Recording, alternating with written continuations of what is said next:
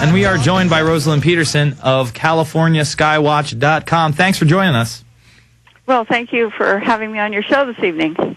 Well, not a problem. We had her on the Alex Jones show last summer, and she made a big splash. So why don't you give people a little bio about yourself and how you started the site, CaliforniaSkywatch.com?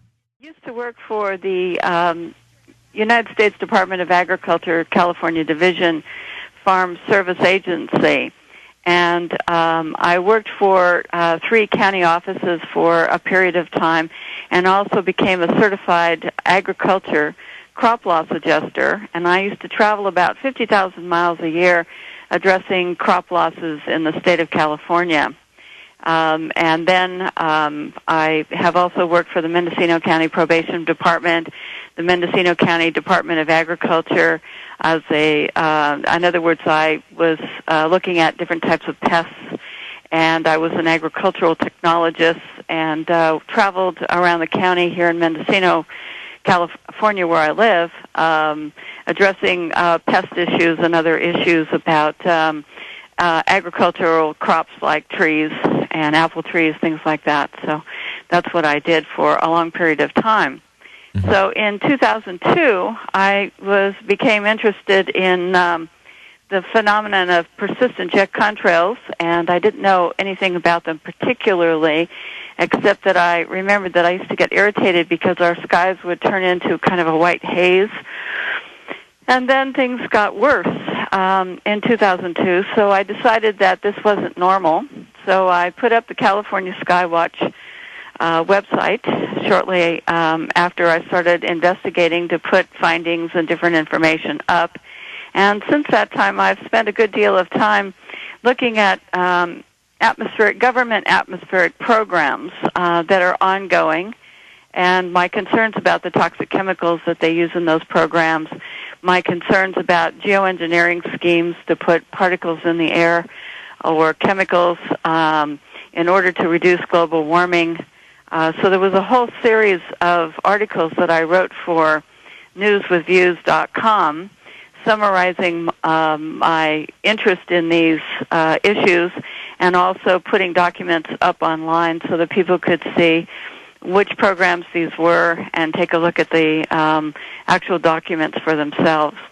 And then through these op-ed pieces that you'd write for News with Views, is that how you got on NBC News and then later into this Discovery Channel program? It was those articles, and also a group of us had a demonstration in Los Angeles with regard to bringing attention to these jet contrails. And then it was accidental, actually, that NBC News in Burbank, California, actually someone called them and told them about me, and that's how they came to interview me twice on Toxic Skies for their program about experimental weather modification bills that Senator Kay Bailey Hutchison had introduced as legislation, where the plan is to modify your weather without your consent or to mitigate your weather without your consent, oversight, or any prior public notification. And so it's like her bill, which she just introduced on March 16th of this year, U.S. Senate Bill 601. We're going to stand and fight off that bill again this year because there's no public oversight and there will be no public notification, but they will be allowed, the government agencies will be allowed to modify or mitigate your weather without public consent. So that's how I got involved in that arena as well. Mm-hmm. So let's talk about some of these agencies and some of these programs that they have that are already on the books. I mean, what is out there publicly that's going on with our skies? Well, publicly, NASA and the U.S. Air Force are doing atmospheric heating and testing programs, which means that they send up canisters, either on the space shuttle or on rockets, and these canisters are loaded with chemicals like barium, aluminum, strontium, SF6, sulfur hexafluoride. There's a lot of toxic chemicals in this mix, and what they do is when they're superheated, they explode, and they conduct atmospheric and ionospheric experiments. But the problem is that those chemicals are starting to come down to Earth and show up in our drinking water supplies as spikes. And so these programs carried on in Alaska and across the United States. There's one program that uses trimethyl aluminum, which is highly toxic to marine life and aquatic life and water supplies. And that's conducted over the continental United States. And the University of Alaska is involved. Besides NASA and the Air Force, several universities are involved in these projects as well. But what happens is that no one tells the public, and it's not really reported widely in the press, that these experiments are going on and that the effect that they could have on this fragile cocoon that we live in that provides us life here on Earth. So that's one of my concerns. The other programs, right now, anyone can modify your weather without your consent.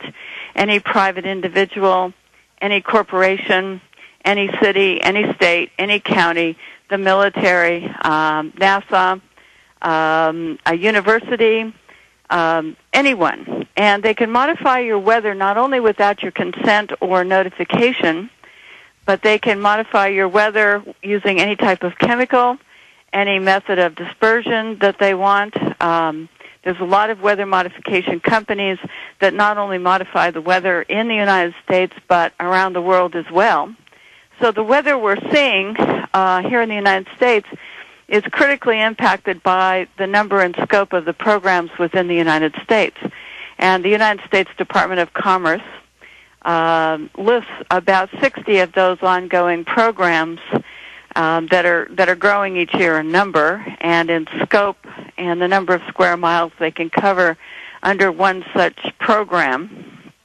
And so this is having, I think, a profound effect in putting certain areas into flood conditions, other areas into drought conditions, because once they initiate a program like this, they can't always control the end result. And so you can have unintended consequences, too much rain, for example, so you get flooding. So the people of the United States are really not aware, because it's never discussed, that there are all of these weather modification programs ongoing that really change our climate. And my concern is not only the climate change, but that it disrupts agriculture crop production, because then you either have drought conditions or too much rain, which causes a lowering of crop production where these programs are being initiated. Even the Texas farmers in the Panhandle have objected for the last few years because weather modification has not allowed them to have the normal rainfall that they would normally get for the grass to grow, for their cattle to eat. And when these programs are initiated, they don't get enough rain. It gets too spread out. And so therefore their aquifers and the ground doesn't get enough rain to support the cattle. And it means they go out of business or they have to buy the feed from somewhere else, which is way too expensive. And, with these programs, where is their oversight? I mean, do they even say that there's any oversight over these programs? Or, are we just supposed to trust these organizations? We're supposed to trust these organizations that they know what they're doing.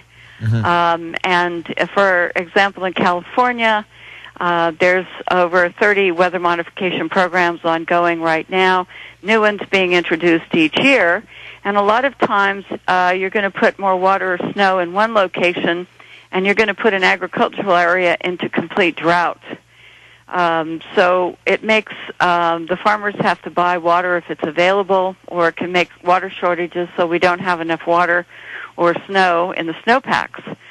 So these can have very definite effects, and as your weather moves across the United States, you've got Idaho, you've got Wyoming, you've got Colorado, you've got all these states modifying the weather as you move east. And every time that you modify the weather somewhere, you have another effect. Mm-hmm. So increasing the snowpack in Wyoming puts Colorado into drought conditions and surrounding counties. So people don't see the connection because they don't even know that all these programs exist. And where you are in Texas, they have a Texas regulatory authority in Texas. They can't do any oversight over federal programs, but they do some oversight over state programs. And you have extensive weather modification, which puts some of the areas of Texas into drought conditions and other areas with too much rainfall. And I really think that that even though there's a regulatory body, that they pretty well let the private entities do what they want as far as putting water in one place and taking it away from some other place. So it's interesting. Yeah, well, as you pointed out, I mean, most people don't even know that weather modification is going on. In fact, you walk up to the average person and say they're modifying the weather, and they call you a kook. We'll be back after this with Rosalind Peterson, CaliforniaSkywatch.com.